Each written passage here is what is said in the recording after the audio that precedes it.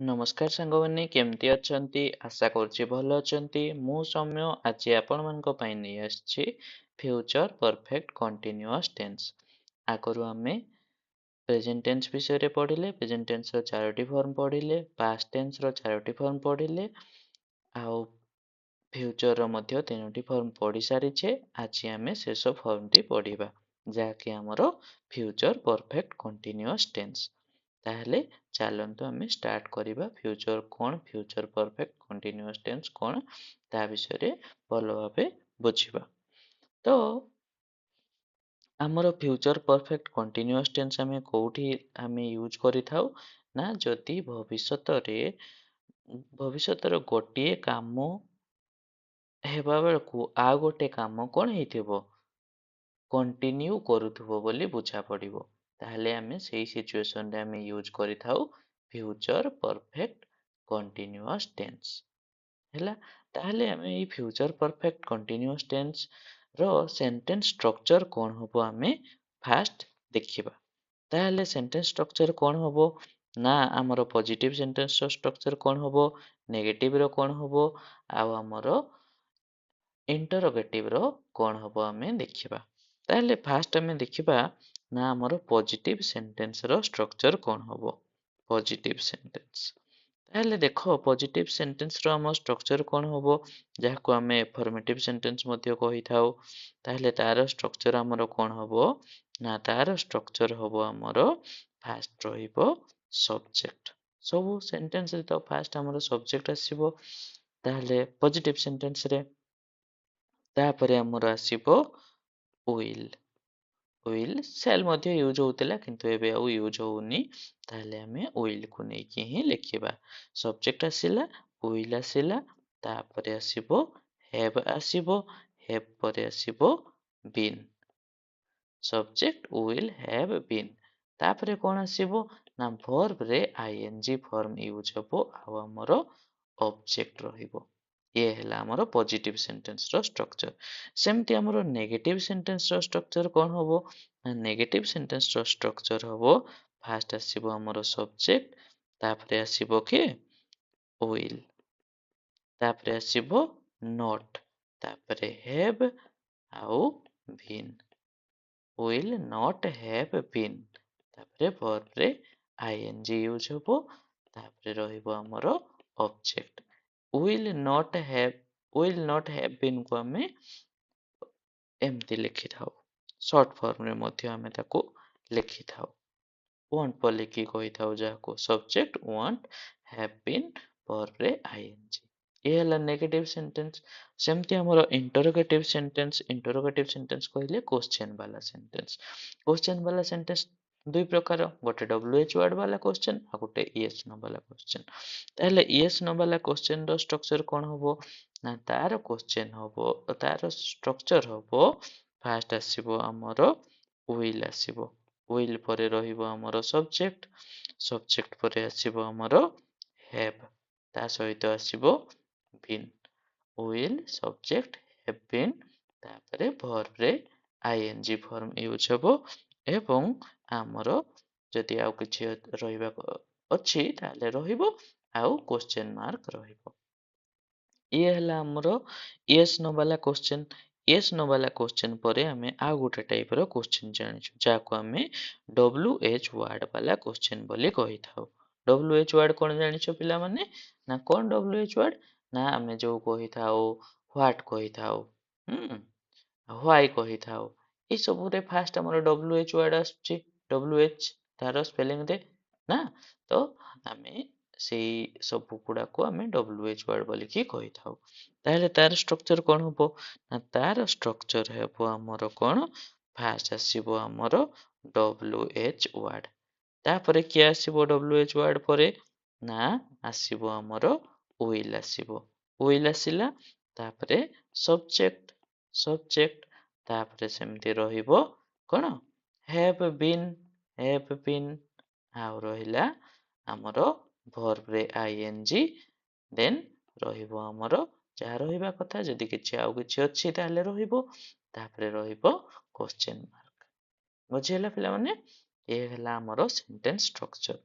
ତାହେଲେ ଆମେ ଦେଖିବା कि गोटे सेंटेंस जदि एई भलिया स्ट्रक्चर रे लेखा ହେଇଛି कोन स्ट्रक्चर रे सब्जेक्ट अछि तापरे विल अछि हैव अछि बीन अछि आउ वर्ब रे आईएनजी अछि ताहले हमें जानिबा कि सेही सेंटेंस टा କୋଉ ଟେନ୍ସ ର କୋଉ ଫର୍ମ ରେ ଲେଖା ହେଇଛି ନା ଫ୍ୟୁଚର ଟେନ୍ସ ରେ ଲେଖା ହେଇଛି ଆଉ ଫର୍ମ କୋଉ ଫର୍ମ ରେ ଲେଖା ହେଇଛି ଫ୍ୟୁଚର ପରଫେକ୍ଟ କଣ୍ଟିନ୍ୟୁଅସ ଟେନ୍ସ ର ଫର୍ମ ରେ ଲେଖା ହେଇଛି ଯଦି ସେମିତି ଲେଖା ହେଇଛି ତାହେଲେ ଆମେ କଣ ବୁଝିବା ବୋଲିକି କହିଲି ନା ଭବିଷ୍ୟତରେ ଗୋଟେ କାର୍ଯ୍ୟ ଚାଲୁଥିଲା ପୂର୍ବରୁ ଚାଲୁଥିବା ବେଳକୁ କଣ ଆଉ ଗୋଟେ କାର୍ଯ୍ୟ କଣ୍ଟିନ୍ୟୁ ହଉଥିବ ବୋଲି ବୁଝା ପଡିବ ଯୋଉଠି ହେଲା ତାହେଲେ ଦେଖ ଆମେ ଏବେ କରିବା ଆମେ ଏକ୍ସାମ୍ପଲ ନେଲେ ଆହୁରି ଭଲ ଭାବରେ ବୁଝିପାରିବା ତାହେଲେ ଚାଲ ଏକ୍ସାମ୍ପଲ ଦେଖିବା କଣ କହିଲା ଆମର ଫାର୍ଷ୍ଟ ସିଚୁଏସନ ଦେଖ କୋଉ ସିଚୁଏସନରେ ଆମେ ଫ୍ୟୁଚର ପରଫେକ୍ଟ କଣ୍ଟିନ୍ୟୁଅସ ଟେନ୍ସ ଲଗେଇଥାଉ ନା ଆମର ସିଚୁଏସନ ହେଲା duration of action up to A specific future time ଗୋଟେ ଭବିଷ୍ୟତର ଏକ ନିର୍ଦ୍ଦିଷ୍ଟ ସମୟ ପର୍ଯ୍ୟନ୍ତ ଚାଲୁଥିବା କାର୍ଯ୍ୟର ଅବଧି ଯଦି ବୁଝା ପଡିବ ତାହେଲେ ଆମେ ଫ୍ୟୁଚର ପରଫେକ୍ଟ କଣ୍ଟିନ୍ୟୁଅସ ଟେନ୍ସ ଆମେ ୟୁଜ କରିବା କଣ ଭବିଷ୍ୟତର ଏକ ନିର୍ଦ୍ଦିଷ୍ଟ ସମୟ ପର୍ଯ୍ୟନ୍ତ ଚାଲୁଥିବା କାର୍ଯ୍ୟର ଅବଧି ତାହେଲେ ଦେଖ ଏକ୍ସାମ୍ପଲରେ ଆମେ ଭଲ ଭାବରେ ଜାଣିପାରିବା କଣ ଆମର ଏକ୍ସାମ୍ପଲ ଦେଇଛି ନା ଆଗାମୀ ମାସ ବେଳକୁ ମୁଁ ଏଠାରେ 5 ବର୍ଷ କାମ କରିସାରିଥିବି ତାହେଲେ ଦେଖ ଆଗାମୀ ମାସ ହେଇନାହିଁ ଏଟା ଆଗାମୀ ମାସ ହବ ତ ଆଗାମୀ ମାସ ହେଲା ବେଳକୁ ମୋର ଏଠାରେ କାମ କରିବାଟା କେତେ ବର୍ଷ ହେଇଥିବ ନା 5 ବର୍ଷର କାମ ହେଇଥିବ ତାହେଲେ ଭବିଷ୍ୟତରେ ଏକ ନିର୍ଦ୍ଦିଷ୍ଟ ସମୟ ହେଲା କିନ୍ତୁ କଣ ଆଗାମୀ ମାସ ସେତେବେଳକୁ କଣ ହେଇଥିବ ନା ମୋର ଏଠାରେ କାମ କରିବା 5 ବର୍ଷ 5 ବର୍ଷ କାମ କରି ସାରିଥିବି ତାହେଲେ ଆମେ ୟାକୁ କେମିତି ଲେଖିବା ଦେଖ ଆମେ ୟାକୁ ଲେଖିବା ଆଗାମୀ ମାସ ବେଳକୁ ଆଗାମୀ ମାସ ବେଳକୁ ଆମେ କଣ ଲେଖିବା Bai Bai next month Bai next month Bai next month କଣ ହବ ମୁଁ ଏଠାରେ 5 ବର୍ଷ କାମ କରି ସାରିଥିବି ମୁଁ ହେଲା ଆମର ସବଜେକ୍ଟ ଲେଖିବା ଆଇ ପରେ କଣ ଲେଖିବା will I will have been କାମ କରିଥିବି working work ରୁ working ହବ I will have been working here for 5 years ଦେଖ 5 ଲଗେଇଛୁ ଆମେ ସେଇଥିପାଇଁ ଇୟରରେ ଖାଲି ଇୟର ଲେଖିବା ନାହିଁ ସେଟାକୁ ମଧ୍ୟ ପ୍ଲୁରାଲ କରିବା ଇୟର୍ସ ଲେଖିବା ହେଲା ବୁଝିଗଲା ପିଲାମାନେ ତ ଆଉ ଦେଖ ଆଉ ଆମର କଣ ସେଣ୍ଟେନ୍ସ ଅଛି ନା ଆମର ଆଉ ଅଛି ଡିସେମ୍ବରରେ ସେମାନେ ଏହି ଘରେ 1 ଦଶକ ରହିସାରିଥିବେ ତାହେଲେ ଡିସେମ୍ବର ମାସ ହେଇନାହିଁ ଯେତେବେଳକୁ ଡିସେମ୍ବର ମାସ ହେବ ସେତେବେଳକୁ ସେମାନେ ଏଇ ଘରେ କେତେ ଦିନ ରହିଥିବେ ନା 10 ବର୍ଷ ମାନେ 1 ଦଶକ 1 ଦଶକ କହିଲେ 10 ବର୍ଷ ତ ଆମେ କଣ ଲେଖିବା ଡିସେମ୍ବରରେ in December December in December କଣ ହେଇଥିବ ନା ସେମାନେ ଏହି ଘରେ ରହିଥିବେ ତାହେଲେ ସବଜେକ୍ଟ ହେଲା ସେମାନେ they they will have been they will have been କଣ କରିଥିବେ ରହିଥିବେ living they will have been living in this house ଏହି ଘରେ in this house for କେତେ ଦିନ ଏ ଦଶକଟାକୁ ଆମେ କଣ କହୁ ପିଲାମାନେ ଡିକେଡ୍ କହିଥାଉ decade In December, they will have been living in this house for a decade. ହେଲା ଚାଲ ସେମିତି ନେକ୍ସଟ ଦେଖ ନା ସନ୍ଧ୍ୟା 6ଟା ବେଳକୁ ସେ ଅବିଚ୍ଛିନ୍ନ ଭାବେ 8 ଘଣ୍ଟା ପଢି ସାରିଥିବେ ତାହେଲେ ସନ୍ଧ୍ୟା 6ଟା ହେଇନାହିଁ ଯେତେବେଳକୁ ସନ୍ଧ୍ୟା 6ଟା ହବ ସେ କେତେ ସମୟ ପାଠ ପଢିଥିବେ ନା 8 ଘଣ୍ଟା ପାଠ ପଢି ସାରିଥିବେ ତାହେଲେ ଆମେ କଣ କହିବା ୟାକୁ ଦେଖ ବାଇ 6 p.m. ସନ୍ଧ୍ୟା 6କୁ ଆମେ କଣ କହିବା pm ବାଇ 6 p.m. ସେ ଅବିଚ୍ଛିନ୍ନ ଭାବରେ ସେଇଟାକୁ ଆମେ କଣ ଲେଖିବା he will have been he will have been କଣ କରିଥିବେ ପଢି ସାରିଥିବେ ପଢିବାଟାକୁ ଆମେ କଣ କହିବା studying studying. He will have been studying. କେତେ ଘଣ୍ଟା? ନା for 8 hours. For 8 hours. ହେଲା? For 8 hours. 8 hours ଅବିଚ୍ଛିନ୍ନ ଭାବରେ 8 hours straight ଲେଖିବା ଆମେ straight ହେଲା straight continuous ବି ଲେଖିପାରିବା ବୁଝିଲା ଚାଲ ନେକ୍ସଟ ଦେଖିବା ତୁମେ ଫେରିବା ସମୟରେ ଆମେ 1 ଘଣ୍ଟାରୁ ଅଧିକ ଅପେକ୍ଷା କରି ସାରିଥିବୁ ତୁମେ ଯେତେବେଳକୁ ଫେରିବ ଆମେ କେତେ ସମୟ ଅପେକ୍ଷା କରିଥିବୁ ନା 1 ଘଣ୍ଟାରୁ ଅଧିକ ତାହେଲେ ଆମେ ୟାକୁ କଣ ଲେଖିବା ଦେଖ ନା ଆମେ ଲେଖିବା ତୁମେ ଫେରିବା ସମୟରେ when you return when you return କଣ ହବ ନା ଆମେ 1 ଘଣ୍ଟାରୁ ଅଧିକ ଅପେକ୍ଷା କରିସାରିଥିବୁ ତାହେଲେ ଆମେ ୟାକୁ କଣ ଲେଖିବା we will have been waiting for an hour ହେଲା 1 ଘଣ୍ଟା ଧରି ଅପେକ୍ଷା କରିସାରିଥିବୁ ସେମିତି ଯେ ଦେଖ ନେକ୍ସଟ ଆମର କଣ ଅଛି ନେକ୍ସଟ ହେଲା ଆମର ସେକେଣ୍ଡ ସିଚୁଏସନ କଣ କହୁଛି ଦେଖ ଆମେ ତ ଫାର୍ଷ୍ଟ ସିଚୁଏସନ ଦେଖିଲେ ଗୋଟେ ସମୟ ପୂର୍ବରୁ ଗୋଟେ ସମୟ ହେବା ବେଳକୁ ଫ୍ୟୁଚର ଗୋଟେ ସମୟ ହେବା ବେଳକୁ ଗୋଟେ କାମ ଯଦି କଣ୍ଟିନ୍ୟୁଅସଲି ଚାଲୁଥିବ ବୋଲି ବୁଝା ପଡିବ ହେଲା ତାପରେ ଦେଖ ଆମର କଣ ନା ସେକେଣ୍ଡ ସିଚୁଏସନ କଣ ଅଛି ଆମେ ଦେଖିବା ହେଲା ଚାଲ ତାହେଲେ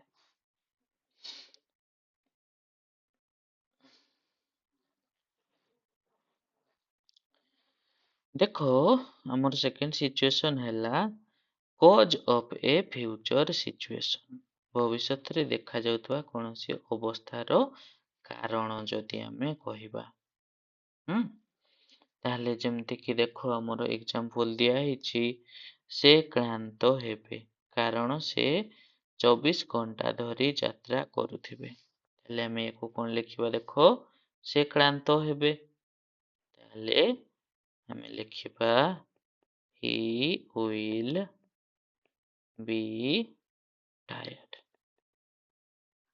will be tired କ୍ଳାନ୍ତ ହେବେ tired କଣ ପାଇଁ ନା because he will have been କଣ କରୁଥିବେ ଯାତ୍ରା କରୁଥିବେ he will have been traveling for 24 hours ବୁଝିପାରିଲ ତ ଏଇଠି ଦେଖ ଟିକେ ଆମେ ଶିଖିବା କଥା ହେଲା he will be tired ତାହେଲେ ଦେଖ ଆମର ଅଛି କଣ ଅଛି be ପରେ verb ର tired verb ର ଆମର ଏଇଟା ହେଇଛି ସେ କ୍ଳାନ୍ତ ହେବା କଥା କୁହାଯାଉଛି କ୍ଳାନ୍ତ କରିବା କଥା କୁହାଯାଉଛି କି ନାଇଁ କ୍ଳାନ୍ତ ହେବା କଥା ସେଇଥିପାଇଁ ଆମେ ଏଭଳିଆ ଲେଖିଛୁ କି he will be tired ବୁଝିପାରିଲ ନେକ୍ସଟ ଦେଖିବା ତାଙ୍କର ଆଖି ଲାଲ ହେବ ସେ କାନ୍ଦୁଥିବେ ତାହେଲେ କଣ କହିବା ଦେଖ ଲାଲ ହେବ ଏଠି ବି କଥା କୁହାଯାଇଛି ଲାଲ କରିବା କଥା କୁହାହେଇନି ଲାଲ ହେବ କଥା କୁହାଯାଇଛି ତାହେଲେ ଆମେ ଲେଖିବା ୟାକୁ ଦେଖ ଆଚ୍ଛା ଆମେ ଲେଖିବା his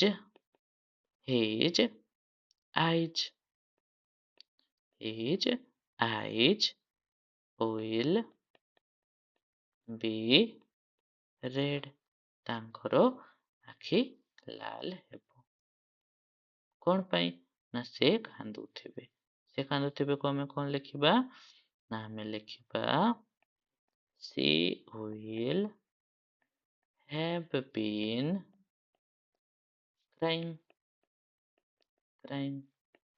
ହେଲା ଚାଲ ନେକ୍ସଟ ଦେଖ ନେକ୍ସଟ ଆଉ କଣ ଅଛି ଆମର ଜମି ନରମ ହେବ କାରଣ ସାରା ରାତି ବର୍ଷା ହଉଥିବ ଦେଖାଯାଉଛି ସିଚୁଏସନ ଟା ତ ଆମେ କହୁଛେ ତ ତାକୁ ଆମେ କେମିତି ସେଣ୍ଟେନ୍ସ କେମିତି ଆମେ ତିଆରି କରିବା ଦେଖ। ତାହେଲେ ଆମେ ସେଣ୍ଟେନ୍ସ କେମିତି ତିଆରି କରିବା ନା ଜମି ନରମ ହବ। ଏଠି ବି ଦେଖ ହେବା କଥା କୁହାହଉଛି। ତାହେଲେ କଣ ଲେଖିବା ନା ଦି ଗ୍ରାଉଣ୍ଡ will be କଣ ହେବ soft. The ground will be soft। କଣ ପାଇଁ ନା ବିକଜ ସାରା ରାତି ବର୍ଷା ହେଉଥିବ। ସବଜେକ୍ଟ ଏଠାରେ ନାହିଁ ଦେଖ। ଆମେ ଗୋଟେ ଡମି ସବଜେକ୍ଟ ଆଣିବା କଣ ଇଟ୍ ନା it will have been raining ଲେଖିବା ନା ମୁଁ କଣ ଲେଖିଦେଲି। ଆଚ୍ଛା ଏଥିରେ ଲେଖିବା ଆମେ it will have been raining all night ହେଲା। ସେମିତି ଚାଲ ନେକ୍ସଟ ଦେଖିବା। ସେମାନେ ବହୁତ ଫିଟ୍ ହେବେ କାରଣ ସେମାନେ କଠିନ ପରିଶ୍ରମ କରୁଥିବେ। ତାହେଲେ ସେମାନେ କଠିନ ପରିଶ୍ରମ କରୁଥିବେ ସେଇଥିପାଇଁ ସେମାନେ ଫିଟ୍ ହେବେ। ତାହେଲେ ଆମେ ୟାକୁ କଣ ଲେଖିବା ଦେଖ। ଫିଟ୍ ହେବା କଥା କୁହାଯାଇଛି। ତାହେଲେ ଆମେ ଲେଖିବା they will be very fit। they will be very fit କଣ ପାଇଁ ନା because they will have been କଣ କଠିନ ପରିଶ୍ରମ କରୁଥିବେ। they will have been working hard ଲେଖିପାରିବା working hard or training hard ମଧ୍ୟ କହିପାରିବା ହେଲା କି ଜିମିଂ ହାର୍ଡ କହିପାରିବା ଯଦି ଜିମ୍ କରୁଥିବେ। ବୁଝିପାରୁଛ। ଚାଲ ନେକ୍ସଟ ଦେଖ ଆମର କଣ ଅଛି ଥାର୍ଡ ସିଚୁଏସନ ଅଛି। ଥାର୍ଡ ସିଚୁଏସନ କଣ କହିଲା ଦେଖ ଟେମ୍ପୋରାରୀ ହେବିଚୁଆଲ ଆକ୍ସନ ଲିଡିଂ ଟୁ ଏ ଫ୍ୟୁଚର ପଏଣ୍ଟ। ଗୋଟେ ଫ୍ୟୁଚର ପଏଣ୍ଟ ବେଳକୁ ଗୋଟେ ଟେମ୍ପୋରାରୀ ହେବିଚୁଆଲ ଆକ୍ସନ ହଉଥିବ ଯଦି। କଣ ଟେମ୍ପୋରାରୀ ହେବିଚୁଆଲ ଆକ୍ସନ ଦେଖ ନା ଆସନ୍ତା ସପ୍ତାହ ମୁଁ ଏହି ଔଷଧ 3 ମାସ ଧରି ଖାଉଥିବି। ତାହେଲେ ଆସନ୍ତା ସପ୍ତାହ ହେଲା ଗୋଟେ ଭବିଷ୍ୟତର ଗୋଟେ ପଏଣ୍ଟ ଅଫ ଟାଇମ। ତ ସେଇ ସେତେବେଳକୁ କଣ ହବ ନା ମୋର ମେଡିସିନ ଖାଇବାଟା କେତେ ହବ 3 ମାସ ଧରି ଖାଉଥିବି। ତାହେଲେ ଆମେ ୟାକୁ କେମିତି ଲେଖିବା ଦେଖ। ଆମେ ୟାକୁ ଲେଖିବା ନେକ୍ସଟ ୱିକ୍। ନେକ୍ସଟ ୱିକ୍ କଣ ହବ ନା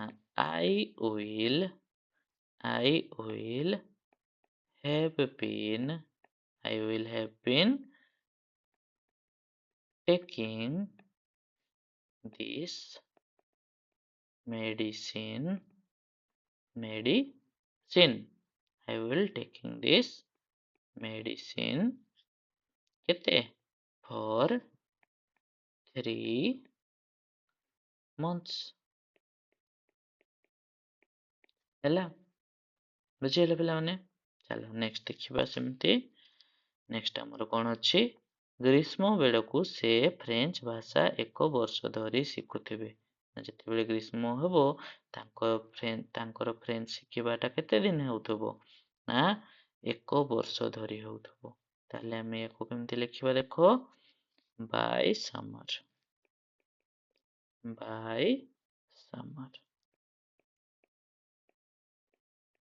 ଗ୍ରୀଷ୍ମ ବେଳକୁ by summer କଣ ହବ ନା she will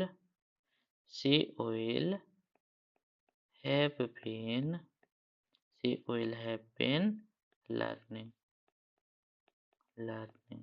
କଣ learning French ଶିଖୁଥିବେ learning French for a year 1 ବର୍ଷ ଧରି ସେ ଫ୍ରେଞ୍ଚ ଶିଖୁଥିବେ।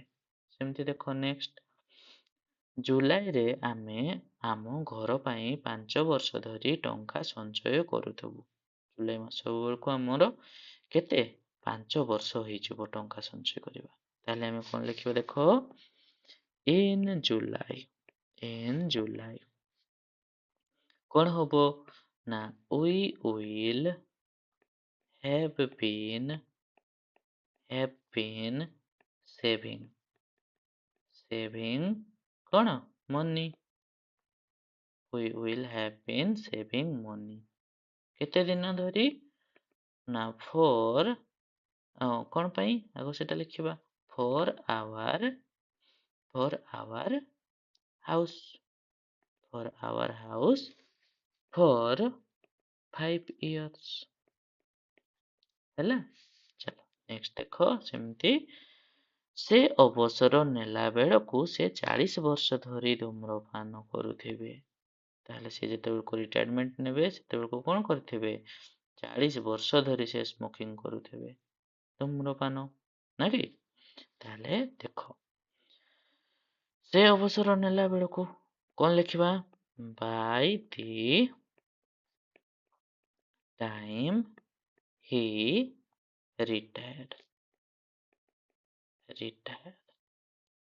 ହେଲା by the time he retires ଲେଖବା ବୁଝିହେଲା। ହି କାରଣ ଆମର ଅଛି କ'ଣ ଥାର୍ଡ ପର୍ସନ ସିଙ୍ଗୁଲାର ତ ରିଟାୟାର୍ଡ ଲେଖିଲେ ହବ କି ନାଇଁ ରିଟାୟାର୍ସ ଲେଖିବା ପାଇଁ ପଡ଼ିବ ଭର୍ବରେ ଆମେ ଏସ୍ ଲଗେଇବା ହେଲା। ତ କ'ଣ ହବ ସେତେବେଳକୁ ନା ହି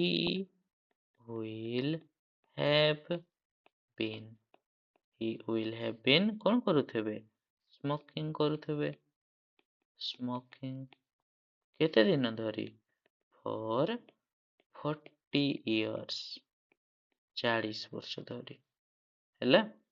ଚାଲ ନେକ୍ସଟ ଦେଖ ସେମାନେ ଭେଟିବା ସମୟରେ ସେମାନେ 1 ଦଶକ ଡେଟିଂ କରୁଥିବେ। ଆଚ୍ଛା ଡେଟିଂ କରିବା ନା ତୁମର ବି ବହୁତ ପସନ୍ଦ ନା ଡେଟିଂ କରିବା। ତାହେଲେ ଦେଖ ଆମେ ଏଇଟାକୁ କେମିତି ଲେଖିବା କେମିତି ନା ସେମାନେ ଭେଟିବା ସମୟରେ when they meet they ଆସିଲା ଥାର୍ଡ ପର୍ସନ କିନ୍ତୁ ପ୍ଲୁରାଲ ସେଥିପାଇଁ ଆମର ରହିଲା ଖାଲି meet when they meet କ'ଣ ହବ ସେତେବେଳକୁ ନା they will have been dating for a ଦଶକ decade ହେଲା। ଚାଲ ନେକ୍ସଟ ଦେଖ ସେମିତି କ'ଣ ଅଛି ଆଉ ନା ଆସିଲା ଆମର ଫୋର୍ଥ ସିଚୁଏସନ କ'ଣ କହିଲା ରିପୋର୍ଟେଡ ସ୍ପିଚ ଥିବ ଯଦି ପରୋକ୍ଷ ଉକ୍ତିରେ ଚାଲୁଥିବା କାର୍ଯ୍ୟ ଉପରେ ଭବିଷ୍ୟତର ଦୃଷ୍ଟିକୋଣ କ'ଣ ପରୋକ୍ଷ ଉକ୍ତି ଦେଖିବା ଆମେ ଜାଣିଛେ କ'ଣ ରିପୋର୍ଟେଡ ଡାଇରେକ୍ଟ ସ୍ପିଚ ଇନଡାଇରେକ୍ଟ ସ୍ପିଚ କହିଥାଉ ଆମେ ଡାଇରେକ୍ଟ ଗୋଟେ କହିଥାଉ ଗୋଟେ ରିପୋର୍ଟେଡ କହିଥାଉ ତ ସେଇଠି ମଧ୍ୟ ଆମେ ଫ୍ୟୁଚର ପରଫେକ୍ଟ କଣ୍ଟିନ୍ୟୁଅସ୍ ଟେନ୍ସ ଆମେ ୟୁଜ୍ କରିଥାଉ। କେମିତି ଆମେ ୟୁଜ୍ କରିଥାଉ ଡାଇରେକ୍ଟ କ'ଣ କେମିତି କରିବା ଇନଡାଇରେକ୍ଟ କେମିତି କରିବା ମୁଁ ସେ ବିଷୟରେ ଏବେ ତୁମକୁ କହୁଛି ଭଲ ଭାବରେ ଶୁଣ ହେଲା। ତାହେଲେ ଦେଖ ଆମର କହିଛି ସେ କହିବେ ଯେ ସେ 1 ଘଣ୍ଟା ଧରି ଅପେକ୍ଷା କରୁଥିବେ। ହଁ ସେ କ'ଣ କହିବେ ସେ କଥାଟା ଆମେ କହୁଛୁ ତାହେଲେ ଆମେ ଏକୁ କ'ଣ କହିବା ଦେଖ ସେ କହିବେ ଯେ ଆମେ ଏକୁ କହିବା he will say କ'ଣ କହିବେ ସେ ନା ସେ that he will have been କ'ଣ କରୁଥିବେ waiting he will have been waiting for an hour 1 ଘଣ୍ଟା ଧରି ଅପେକ୍ଷା କରୁଥିବେ ହେଲା। ତାପରେ କ'ଣ ଅଛି ଦେଖ ସେ କହିବେ ଯେ ସେ ଅସୁସ୍ଥ ଅନୁଭବ କରୁଥିବେ ତାହେଲେ ଆମେ ଏକୁ କ'ଣ କହିବା she will say କ'ଣ କହିବେ that she will have been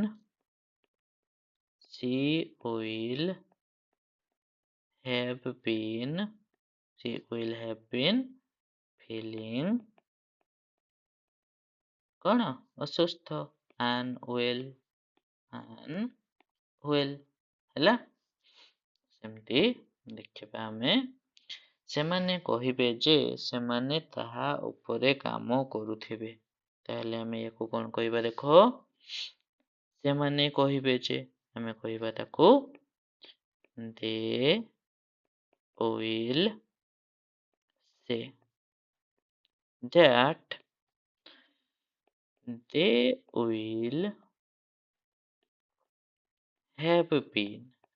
will have been କାମ କରୁଥିବେ working they will have been working on that ହେଲା। ସେମିତି ଦେଖ ଆଉ କଣ ଅଛି ରୀନା କହିବ ଯେ ସେ ଫୋନ କରିବାକୁ ଚେଷ୍ଟା କରୁଥିବ। ତାହେଲେ ଆମେ କଣ କହିବା ୟାକୁ ନା କହିବା ରୀନା will say କଣ କହିବୁ say that she will have been trying to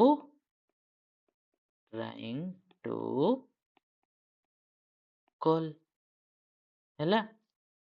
ସେମିତି ଦେଖ ନେକ୍ସଟ ଅଛି କଣ ଶିକ୍ଷକ କହିବେ ଯେ ଛାତ୍ରଛାତ୍ରୀମାନେ ଉନ୍ନତି କରୁଥିବେ। ତାହେଲେ ଆମେ ୟାକୁ କଣ କହିବା ନା କହିବା the teacher will say that କଣ କହିବେ ନା ଛାତ୍ରଛାତ୍ରୀମାନେ ଉନ୍ନତି କରୁଥିବେ। ଆମେ ଲେଖିବା the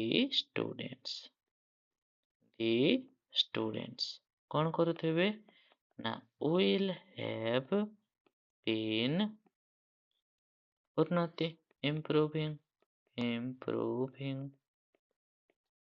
ହେଲା।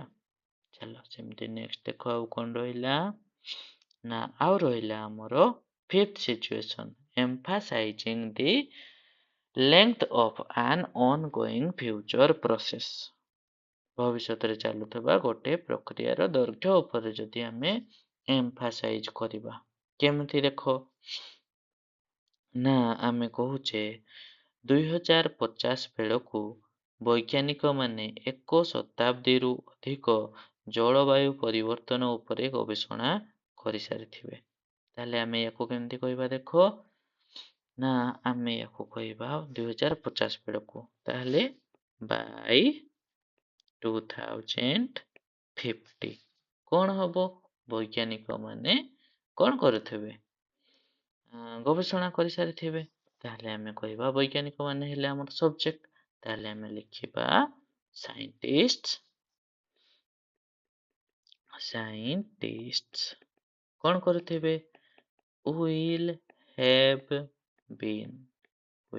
been ଗବେଷଣା କରିଥିବେ researching ନା କି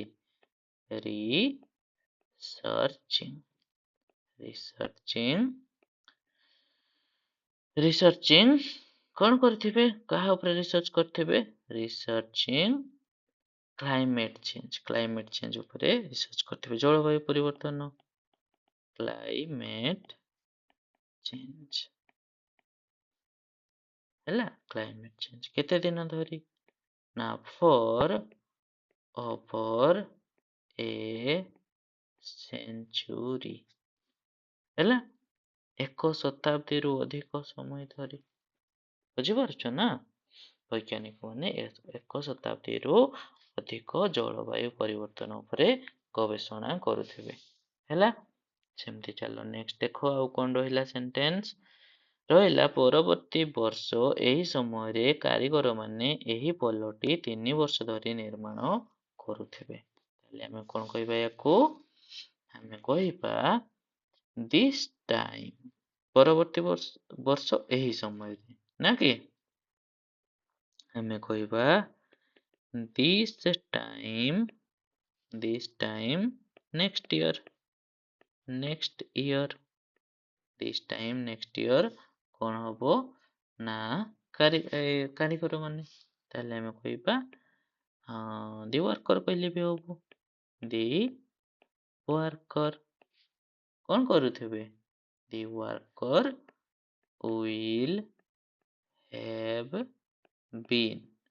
will have been working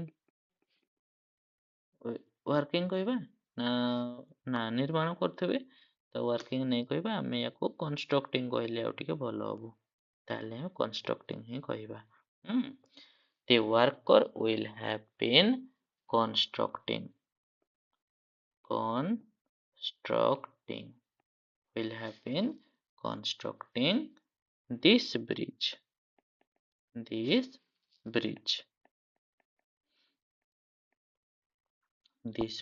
for 3 years ହେଲା। ଚାଲ ସେମିତି ନେକ୍ସଟ ଦେଖ ବହିଟି ପ୍ରକାଶିତ ହେବା ସମୟରେ ଲେଖକ ଏହାକୁ 1 ଦଶକ ଧରି ଲେଖୁଥିବେ। ତାହେଲେ ବହିଟି ଯେତେବେଳେ କ'ଣ ହବ ପ୍ରକାଶିତ ହବ ସେତେବେଳେ ଲେଖକ କ'ଣ କରୁଥିବେ 1 ଦଶକ ଧରି ଲେଖୁଥିବେ ମାନେ 10 ବର୍ଷ ଧରି ଗୋଟେ ବହି ସେ ଲେଖୁଛନ୍ତି ହେଲା। ତୁମେ ଲେଖିପାରିବ ନାହିଁ ତୁମକୁ 10 ମିନିଟ ଲେଖ କହିଲେ ହଁ ତମେ ମାନେ ମଧ୍ୟ ପାରିବ କ'ଣ ପାଇଁ ପାରିବନି। ତାହେଲେ ଦେଖ ଆମର କହିଲା ବହିଟି ପ୍ରକାଶିତ ହେବା ସମୟରେ ତାହେଲେ ଆମେ କ'ଣ କହିବା when the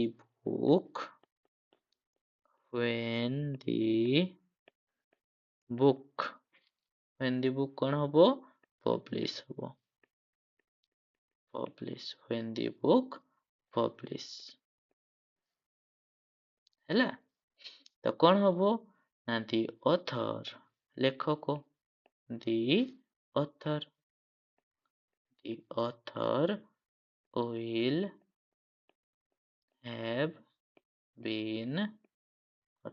have been କ'ଣ କରୁଥିବେ ନା ରାଇଟିଂ କରୁଥିବେ ଲେଖୁଥିବେ ରାଇଟ୍ ରୁ ରାଇଟିଂ ହବ ରାଇଟିଂ ଏହାକୁ ରାଇଟିଂ ଇଟ୍ କେତେ ଦିନ ଧରି ନା for a decade ହେଲା। ଉତ୍ସବ ବେଳକୁ କଳାକାର ମାନେ ତାଙ୍କର ପ୍ରଦର୍ଶନ ମାସ ସବୁ ଧରି ଅଭ୍ୟାସ କରୁଥିବେ। ଯେତେବେଳକୁ ଉତ୍ସବ ହବ ସେତେବେଳକୁ କଳାକାର ମାନେ କ'ଣ କରୁଥିବେ ତାଙ୍କର ପ୍ରଦର୍ଶନକୁ ସେମାନେ କ'ଣ କରୁଥିବେ ଅଭ୍ୟାସ କରୁଥିବେ। ତାହେଲେ ଆମେ ୟାକୁ କ'ଣ ଲେଖିବା ଦେଖ ନା ଉତ୍ସବ ବେଳକୁ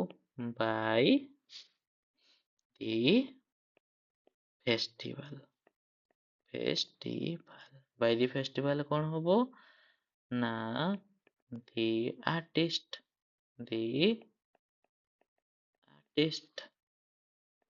କ'ଣ କରୁଥିବେ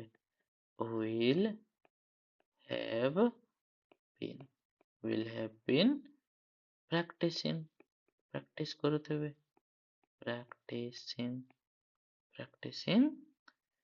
କ'ଣ ପ୍ରାକ୍ଟିସ କରୁଥିବେ practicing their କ'ଣ ଅଭ୍ୟାସ practicing their performance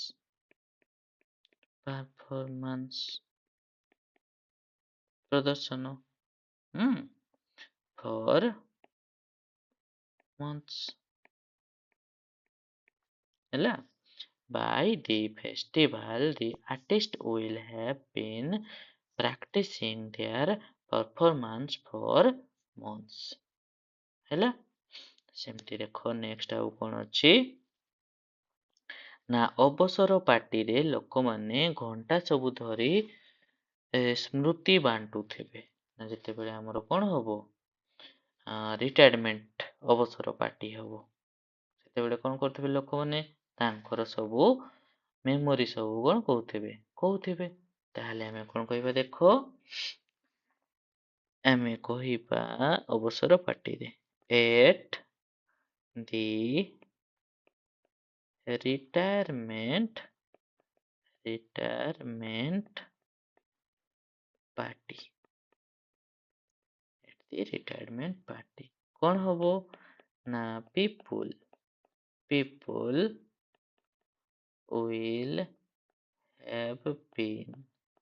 will have been କ'ଣ କରୁଥିବେ ସ୍ମୃତି ବାଣ୍ଟୁଥିବେ sharing କ'ଣ memories memories घंटा सब धरी for hours ହେଲା। ସେମିତି ଆଉ କଣ ଅଛି ନେକ୍ସଟ ଦେଖିବା ଯଦି ଆମର ଆସିଲା ସିକ୍ସ ସିଚୁଏସନ ହେଲା କଣ ନା ସମୟ ସୂଚକ ଶବ୍ଦ ସହିତ ଅବଧି ଉପରେ ଜୋର ଦେବା। ତାହେଲେ ଦେଖ କଣ ସମୟ ସୂଚକ ଶବ୍ଦ ନା 3 ଘଣ୍ଟା ଧରି ଯନ୍ତ୍ରଟି ନିରବଚ୍ଛିନ୍ନ ଭାବରେ ଚାଲୁଥିବ। ଦେଖ ଏଟା ସମୟ ସୂଚକ 3 ଘଣ୍ଟା ଧରି କହୁଛେ ଆମେ। ତାହେଲେ ଆମେ ୟାକୁ କଣ ଲେଖିବା ଦେଖ 3 ଘଣ୍ଟା ଧରି for 3 hours sorry for 3 hours for 3 hours କଣ ହବ ନା ମେସିନ୍ ଟା ଚାଲିଥିବ ନିରବଚ୍ଛିନ୍ନ ଭାବରେ। the machine the machine will have been running non-stop ହେଲା। ସେମିତି ଚାଲ ନେକ୍ସଟ ଦେଖିବା ଶୈଶବ ଠାରୁ ସେ ଏହି ମୁହୂର୍ତ୍ତର ସ୍ୱପ୍ନ ଦେଖୁଥିବେ। ଆଚ୍ଛା ଛୁଆ ବେଳୁ ତାହେଲେ ସେ ଏହି ମୁହୂର୍ତ୍ତର ସ୍ୱପ୍ନ ଦେଖୁଥିବେ। ତାହେଲେ ଆମେ ୟାକୁ କଣ କହିବା ଶୈଶବ ଠାରୁ since ଆଚ୍ଛା since ଲେଖିବା ନା ମୁଁ କଣ ଲେଖୁଛି ଲେଖିବା ଆମେ since ହେଲା since childhood ଶୈଶବକୁ ଆମେ childhood କହିଥାଉ। since childhood he will have been କଣ କରୁଥିବେ ସ୍ୱପ୍ନ ଦେଖୁଥିବେ dreaming he will have been dreaming କୋଉଥିପାଇଁ ନା for this moment ଏହି ମୁହୂର୍ତ୍ତ ପାଇଁ ହେଲା। ସେମିତି ଦେଖ ନେକ୍ସଟ କଣ ଅଛି ସାରା ଦିନ ଚାଷୀ ମାନେ କ୍ଷେତରେ କାମ କରୁଥିବେ। ତାହେଲେ ଆମେ ୟାକୁ କଣ କହିବା all day କଣ ହବ ନା the farmers ମାନେ କଣ କରୁଥିବେ ଚାଷୀ ମାନେ farmers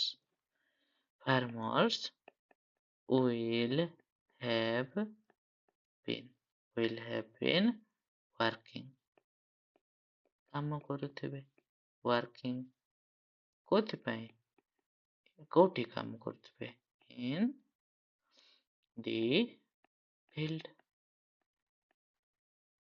ତାଙ୍କ କ୍ଷେତରେ କାମ କରୁଥିବେ। ସେମିତି ଆମେ ନେକ୍ସଟ ଦେଖିବା କେତେ ଦିନ ଧରି ଆପଣ ଆଗାମୀ ସେମିଷ୍ଟାର ବେଳକୁ ପଢାଉଥିବେ ପଚାରୁଛି। ତାହେଲେ ଆମେ ୟାକୁ କଣ କହିବା ଦେଖ how long will you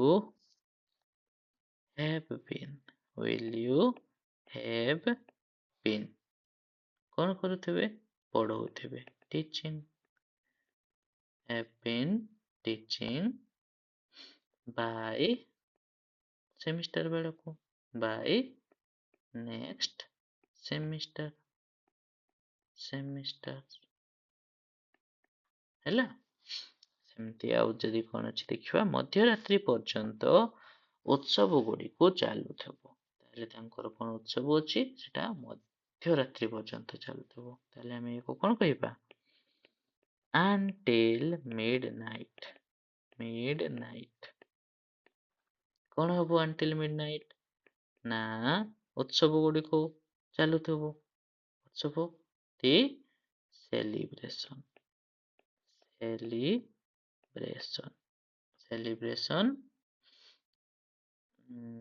ଉତ୍ସବ ଗୁଡ଼ିକୁ celebrations will have been କଣ ହବ ଚାଲୁଥିବ going on ହେଲା ବୁଝିପାରିଲ। ତାହେଲେ ଏଇ ସବୁ ରହିଲା ଆମର ଫ୍ୟୁଚର ପରଫେକ୍ଟ କଣ୍ଟିନ୍ୟୁଅସ୍ ଟେନ୍ସର ସିଚୁଏସନ୍ ଏବଂ ଆମେ କେମିତି ଲେଖିଥାଉ ସେ ବିଷୟରେ ଆମେ ଜାଣିଲେ ହେଲା। ଆଉ କ'ଣ ଅଛି ଆମେ ଦେଖିବା। ଆଉ ଆମର ଅଛି ଦେଖ ଫ୍ୟୁଚର ପରଫେକ୍ଟ ଆମେ କୋଉଠି ଲଗେଇବା ଆଉ ପରଫେକ୍ଟ କଣ୍ଟିନ୍ୟୁଅସ୍ ଟେନ୍ସ ଆମେ କୋଉଠି ଲଗେଇବା ଆମେ ଦେଖିବା। ତାହେଲେ ପରଫେକ୍ଟ ଆମେ କୋଉଠି ଲଗେଇବା ନା ଯଦି ଗୋଟେ ଫ୍ୟୁଚର ଟାଇମ୍ ବେଳକୁ ଆଉ ଗୋଟେ କାମଟା କ'ଣ ହେଇଥିବ କମ୍ପ୍ଲିଟ୍ ହେଇଥିବ ବୋଲି କରି ବୁଝା ପଡ଼ିବ। ନା ଫ୍ୟୁଚର ଗୋଟେ ଘଟଣା ପୂର୍ବରୁ ଆଉ ଗୋଟେ ଘଟଣା ଯଦି ମାନେ କ'ଣ ଆମର କମ୍ପ୍ଲିଟ୍ ହେଇଥିବ ବୋଲି ବୁଝା ପଡ଼ିବ ତାହେଲେ ଆମେ ଫ୍ୟୁଚର ପରଫେକ୍ଟ ୟୁଜ୍ କରିବା। ଆଉ ଯଦି ଗୋଟେ କାମ ଫ୍ୟୁଚର ଗୋଟେ କାମ ପୂର୍ବରୁ ଆଉ ଗୋଟେ କାମ କ'ଣ ହଉଥିବ ନା ଚାଲୁଥିବ ବୋଲି ବୁଝା ପଡ଼ିବ ତାହେଲେ ସେଠି ଆମେ ୟୁଜ୍ କରିବା କ'ଣ future perfect continuous tense use କରିବା। ଯେମିତିକି ଆମର ଏକ୍ଜାମ୍ପଲ୍ ହେଲା ଦେଖ by 5 PM I will have finished the report। 5ଟା ବେଳକୁ ମୁଁ କ'ଣ କରିଥିବି ରିପୋର୍ଟ କାମ କମ୍ପ୍ଲିଟ୍ କରିଦେଇଥିବି। ଯଦି ସେଇଟା ଆମେ କ'ଣ କରିବା ଆମେ ଯଦି ସେଇଟାକୁ ଆମେ କଣ୍ଟିନ୍ୟୁ କରୁଛୁ ବୋଲି କହିବା ଯେମିତିକି ହେଲା ଦେଖ by 5 PM I will have been working on the report for 6 hours। 5ଟା ହେଲା ବେଳକୁ ମୁଁ ରିପୋର୍ଟ ଉପରେ 6 ଘଣ୍ଟା ଧରି କାମ କରୁଥିବି। ତାହେଲେ ଆମେ ସେଇଠି ଲଗେଇବା continuous tense future perfect continuous tense.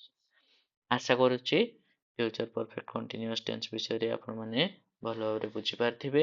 ଯଦି କୋଉଠି କିଛି ଡାଉଟ୍ ରହିଯାଇଥିବ ତାହେଲେ ମୋତେ କମେଣ୍ଟ ମାଧ୍ୟମରେ ଜଣାଇବେ। ଭିଡ଼ିଓଟିକୁ ଲାଇକ୍ ଏବଂ ସେୟାର କରିବା ପାଇଁ ଭୁଲିବେନି ଆଉ ଚ୍ୟାନେଲକୁ ସବସ୍କ୍ରାଇବ୍ କରିବେ। ରହୁଛି ନମସ୍କାର ଧନ୍ୟବାଦ।